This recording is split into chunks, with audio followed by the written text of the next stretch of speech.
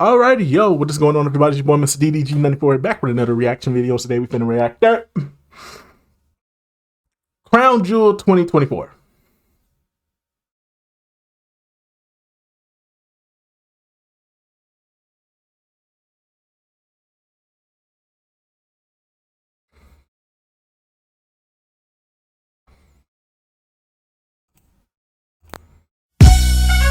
Was actually really good. For the first time, a Crown Jewel was actually good. That's all you get though. That's all you get though. That's all you get though. But no, Crown Jewel 2024 was actually good. It wasn't bad. It was actually good. I liked it. It was really actually good. Couple of bullshit here and there. Some bullshit between each match, but other than the bullshit, pretty good. It's pretty solid. You know what I'm saying? Obviously, it's not canon. It's just a little event that they do for Saudi Arabia because they paid them dollars. But this was actually pretty good. I enjoyed it. I enjoyed it. The bloodline match was obviously like the biggest highlight though, for sure. That was the biggest highlight of the night. But that tag team match was really good. LA Knight versus the United States Triple Threat match, that was really good. Liv versus Nia, too many shenanigans. I don't like the fact that Nia lost. That ruins her reputation. I don't like the fact that Nia lost. Nia should have never lost to Liv. I don't agree with that. I don't like the shenanigans, but still it was an okay match. Yeah. Well, I'll get into more in depth as we go on. But without further ado, let's get right into it. WWE has returned to Riyadh, Saudi Arabia with WWE Crown Jewel. The 10-year contract is still ongoing, which is insane. It feels like WWE's been in and out of Saudi Arabia a long time. It actually does. It's been 6 years now of a 10-year contract, which is set to bring in over $1 billion, which is ridiculous in itself. This felt like one of the older shows for Crown Jewel, you know? It reminded me a lot of the early Crown Jewels, you know, 2019 Super Showdown, stuff like that. All right, let's not waste time. Let's get into it. Okay, the first match on the show is a 6-man tag team match between the Usos, Roman Reigns, the original Bloodline, and the new Bloodline, Solo Sikoa, Jacob Fatu, and Tama Tonga. This is the first time Roman had been seen with the original Bloodline in a while. It's almost a year and a half since he's been associated with both Jimmy and Jay. They didn't really have a big reunion, more like they had problems with the heels. It's like a Fast and Furious story with Dominic Toretto saying, "Family." That's what happened on SmackDown. Other than that, I like this match compared to the main event from Bad Blood. It was much shorter and more to the point, which is something we don't see often with a Bloodline. There was a botch with the count at one point, which saw Solo Sikoa pin Roman clean in the middle of the ring. They ended up having Solo score the win anyways after 2 Samoan spikes. It wasn't clean though. The story is that Jay saw himself as his own man as opposed to being a part of the Bloodline, but they were back to being a group here. There was some tension between them throughout the match, but it's clear they're gonna develop this story more heading into Survivor Series. They just put it down to them simply, they have too many problems to deal with, and the threat looming that they didn't realize they needed one more man, Sami Zayn. That's the story here. He came out just when it looked like the Bloodline found their man. He accidentally dropped Roman Reigns. I like that. They're gonna have to address some of the previous problems in the story, with Sami being a man who went against the family in the past instead of just having them hug or some nonsense. Plus, there's gonna be a lot of animosity in their next segments, especially with the fact that Jay's a close friend of Sami Zayn, and Roman's gonna call his judgment into question, like, why is this guy associated with us right now? And it's gonna probably lead to them addressing some of the past issues between Jey Uso and Roman Reigns, but who knows. The next match is for the WWE Women's Tag Team Championships. Bianca Belair and Jade Cargill defending the gold against Piper Niven and Chelsea Green,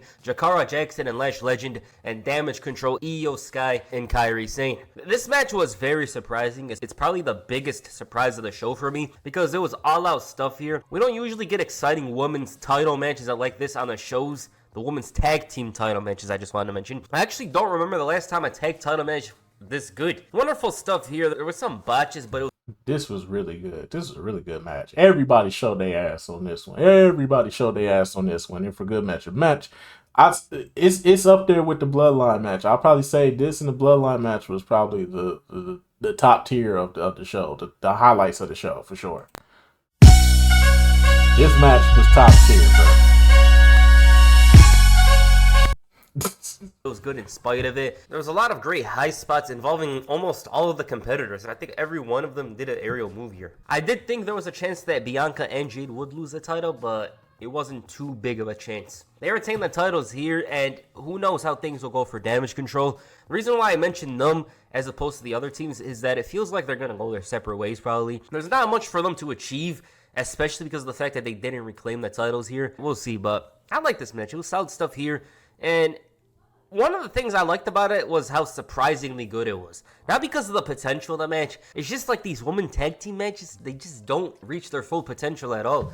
This did. It was good. The next match was between Seth Rollins and Bronson Reed. Bronson's been pushed as the new big guy recently, and it's come with some success. The feud has intensified upon Rollins' return after he was taken out by Reed. The result wasn't predictable for me. I actually thought Bronson Reed would win it. They had a fast-paced beginning with Rollins bringing the fight and almost paying the price, if not for Reed's inexperience. Reed was too obsessed with going for another tsunami that he forgot that he had Seth Rollins down on the mat for the count. Rollins almost underestimated him throughout the match, and he clearly looked like a man that was overwhelmed with the challenge ahead. But like a true main eventer, he found a way out and scored the win. As I said, I thought it was Reed who'd win it here, but they put on a solid match, something that showed Bronson Reed was a true threat even losing. Rollins had to use the steel steps to hit the stomp, even had to follow up with 2 more in the ring. A super stomp at the end to win it. He's going to get another match against Rollins in the near future. It's probably going to end in a different way, but I see people be like, Bronson Reed got buried. How the hell did this man get buried when Seth Rollins, a pure main eventer, not some upper mid-carder? This guy's a freaking main eventer. Just think about that for a moment. This guy's a pure main eventer, and he had a big-ass challenge ahead of him and barely came out of it winning. He had to hit some unique versions of his own finishers to keep him down for the count. How's that buried? In what world is Bronson Reed buried by losing to Seth Rollins of all people? Just think about that.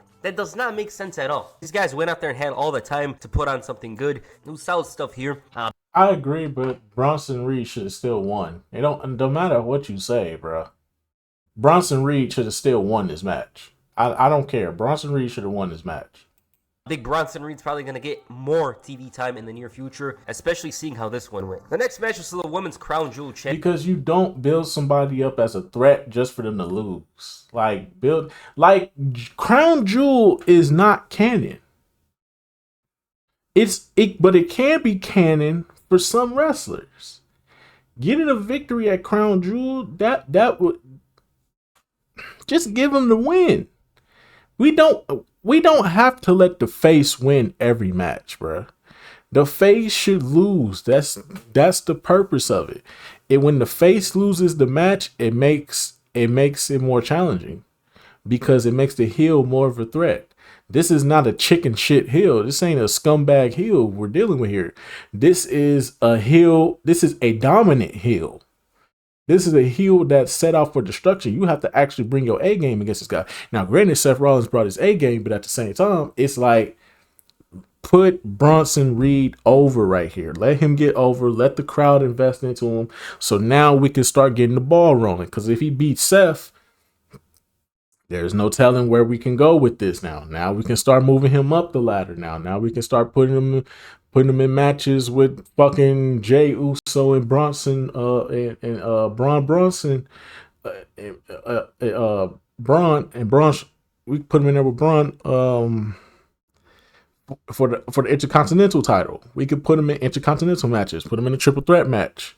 You know what I'm saying? We could start moving him around. We can start shuffling him around. If Damian Priest needs a guy to face after the Judgment Day, we can give him Damian Priest and see how that goes. See how we can see who can build themselves back up to the main event slot to face Gunther. It makes so much sense, bro. I've been saying this for so many years, and I'm gonna just keep on saying it. WWE does not know how to develop talent anymore. They don't do it right no more. Championship. Liv Morgan, the Women's World Champion, faced Nia Jax, the WWE Women's Champion. I didn't look forward to this at all. I'm not going to lie to you guys. I actually did not care about the fact that Liv Morgan and Nia Jax were facing off. The reasons why is mostly because of, as opposed to the Men's Crown Jewel Championship, this is clearly not what WWE could do as one of the biggest women's matches for a title they consider to be like a Super Bowl ring, which is goofy in itself, but that's not the point. It was going to have some very weird dynamics because both women are faces and would have to play different roles. The match itself wasn't that good, honestly. They needed to make Tiffany Stratton a minor threat to bring something interesting. Other than than that, I was just waiting for it to end. We all knew the interference drama would unfold. It was always going to happen, but it wasn't enough to save this one. And for a big match that WWE was hyping, it sure didn't feel like it. Especially... Yeah, there's too many shenanigans going on. The shenanigans between Tiffany and Dominic and Raquel. Yeah, it's too much shenanigans going on outside of the ring. That kept ruining the match. Like, if you really want to build this up, just if you have champion versus champion, you have brand warfare here. You have champion versus champion. Just let them fight. We don't need all the shenanigans. Just let them fight. With that dirty ending with Liv stealing yet another win. They weren't able to top their previous matches from earlier this year, which, by the way, weren't exactly the most important matches out there. They were just random throwaway matches on Raw. They were better than this, nor was I expecting them to. Again, they kind of handicapped themselves with the dynamics. Heel versus heel, it wasn't going to work, obviously. It was going to be a tough one to pull out. Yeah, I just didn't like this match as much. I thought it was the weakest match on the entire show. The next match was between Kevin Owens and Randy Orton. This feud had been building with Owens thinking everyone around him is in the wrong. He thought that Orton's signing with Cody was betrayal when he's the one that wrote the book on betrayal. They had a fight here with the match never starting. A bunch of officials tried to separate them but failed. It was the most intense battle on the entire show, with Owens and Orton attacking the likes of Daivari and Adam Pearce, who took the RKO like his name was Dolph Ziggler. It was a great RKO. Their fight got into the crowd where Owens hit a splash through a table. This sets up a big match in the future for both men. It has to be a big stipulation. It just has to be. We'll see how things go, but I think the championship is in the sights of both men. Kevin Owens deserves it a lot for this heel turn. And again, this doesn't happen often, but I think for his heel turn to be legitimized this time around, he has to win the title. As for Orton, his path is going to take a different direction for certain. I think that feud with Cody is going to be saved for a while. Could be WrestleMania, could be SummerSlam, we'll see. But I'm pretty certain there's going to be very big plans for Randy Orton, because at the end of the day, he's one of the cornerstones of WWE. It wouldn't be surprising if he ends up winning yet another title in the next year. The next match was... I think they're saving this for a number one contenders match. I think a number one contenders match between those two are imminent. Whoever wins gets to take on Cody. That makes a lot of sense, to not let them have a match here, but instead let them just beat the shit out of each other, because it makes a lot of sense towards the storyline that they built up here. So it makes a lot of sense. This is a triple threat match for the United States Championship. LA Knight defends the gold against Carmelo Hayes and Andrade. This was good. This was a really good match right here. Just want to say, this was wonderful. Hayes and Andrade garnered... This was really good right here.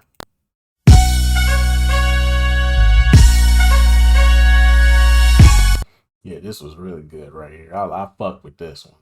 A great reputation for their best of 7 series on SmackDown. Both men exhibited some of the best wrestling WWE had seen in the last 2 months and put their names out there. Again, a lot of us know what these men are capable of, especially Andrade, but it's nice seeing it highlighted more often on SmackDown. Here, they took the crowd by storm and put on a show. Even LA Knight was going all out trying to compete with them aerially. This guy was putting in much more work than usual, and he's gotten better in the last few months. You know, like, LA Knight's improved a lot, and it's always a good time when he's wrestling for the title. Here, it was a short match, but it made good on the time given and showed that even if you give Hayes and Andrade scraps, they'll be able to pull something out of it. The best part of this match was the ending where LA Knight caught both men with the BFT. That's a proper ending, something that comes from out of nowhere and is innovative. It was wonderful. I mean, these guys are doing flips and whatever, and then he just comes in with a BFT. It was wonderful. He retained the title here, although one of those two is most certainly going to take the title from him in the near future. It's just clear as day. And the main event, Cody Rhodes, the WWE Champion, faced Gunther, the World Heavyweight Champion. This match was overhyped like crazy with the previous promo. What if Bruno faced Nick Bockwinkel? What if Hogan faced Brad? Blah, blah, blah.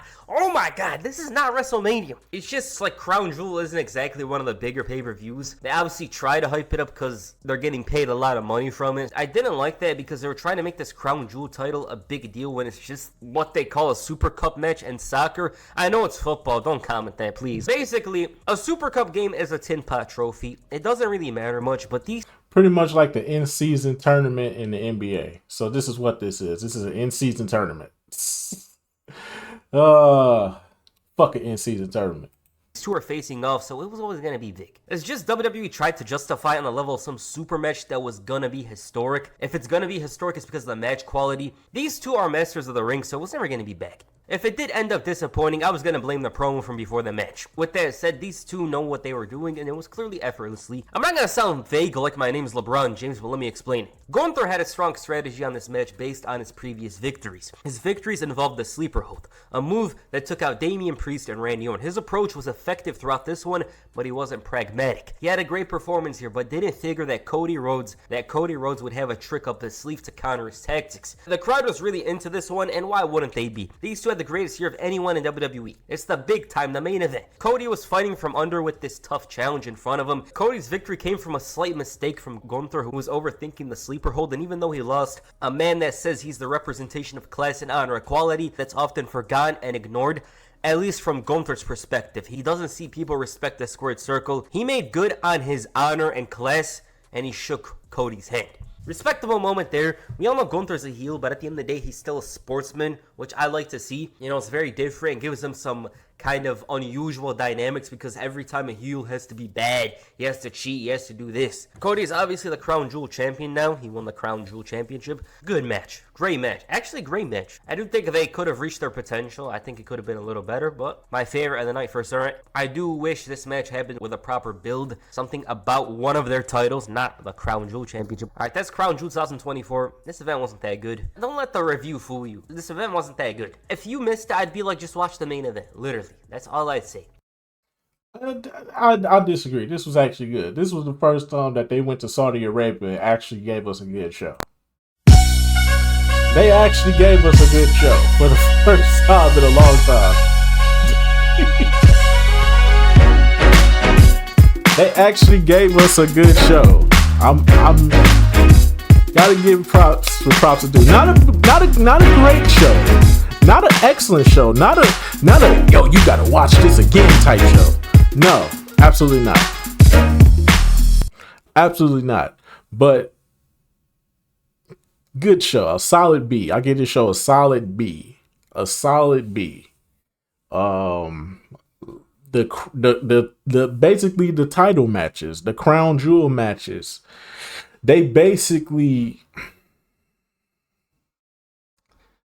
both of them were basically like mid. Like the Cody and Gunther match, it was alright, but it wasn't like all there. I expected a little bit more out of that match, but hey, we got a good showing. A solid B show. Solid B. I give it a solid B. But yeah, man, that's just gonna about do it for this one, man. Let me know what y'all think. I'll get back to you. Till then, peace out.